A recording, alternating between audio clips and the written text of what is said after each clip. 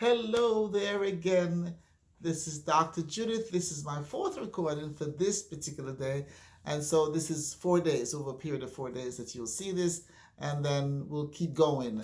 I have to tell you, I'm really enjoying these new recordings because the last few that I did, there were, I gave what I had to give at the time, but he's been hiding me, and I'll call this real quickly my hiding season. He's been hiding me, and I've come to realize that he's been hiding me because he has work still to do in me before he can send me wherever that is, whatever that might look like, where he's sending me, whatever that looks like, wherever it is. He does not send his children out ill prepared. And there was a time years ago when I would rush through things and I would, oh God, I'm so ready. I'm so excited. I want to talk about, I want to tell a word about you. I want to tell everybody. And he says, well, I'm going to start you off small, Judith. I want you to tell people about me in Walmart. Yeah, I want you to tell people tell them about me in the bank.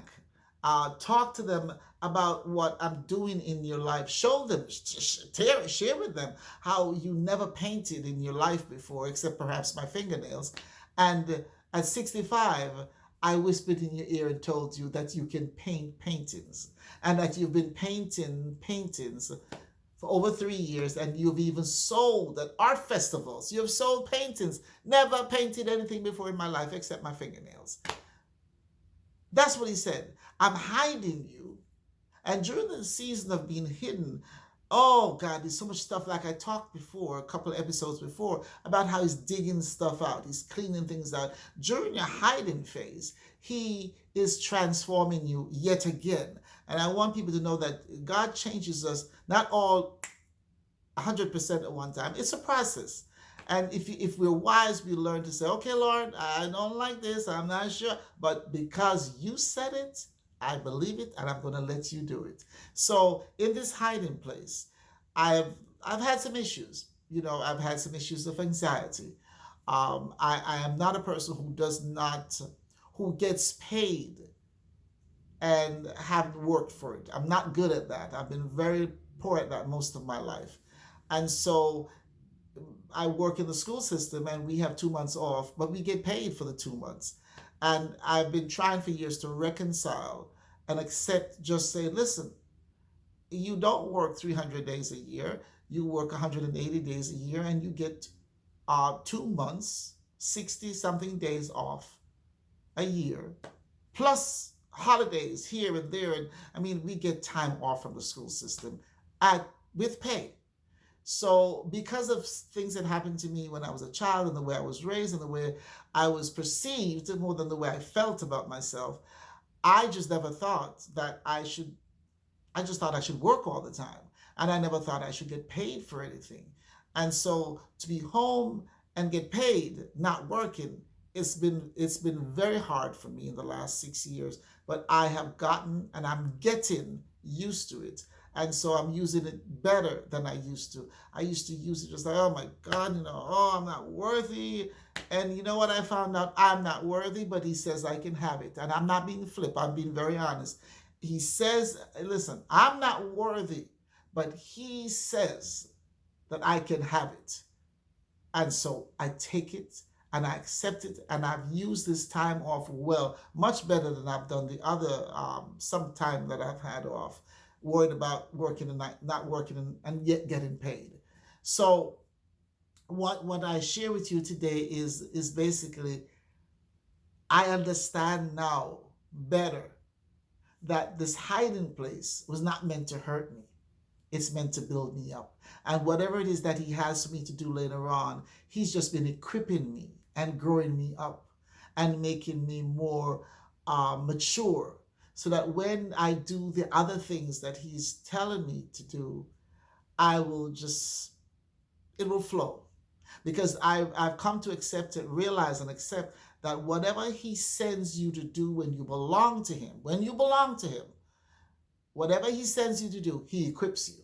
Sometimes he equips you way ahead of the time, all the way, or sometimes he equips you just so much you get started with whatever he sent you to do, and he equips you as you go along. What an exciting life it is to live with the Lord. I mean, I'm telling you, it is exciting to watch the way I mean, his ways are not my ways. I am nothing near in thought or, but what he does give me, what he does share with me, what he does offer me is so exciting. Even when I'm not feeling my best, even when anxiety kind of comes at me like, maybe I don't deserve this. And, that's how that little demon works. That's his job.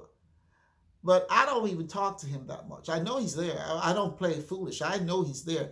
But my job is to continue to let God be my shepherd and to listen for his voice and to his voice more than I listen for that little demon's voice, because he's present.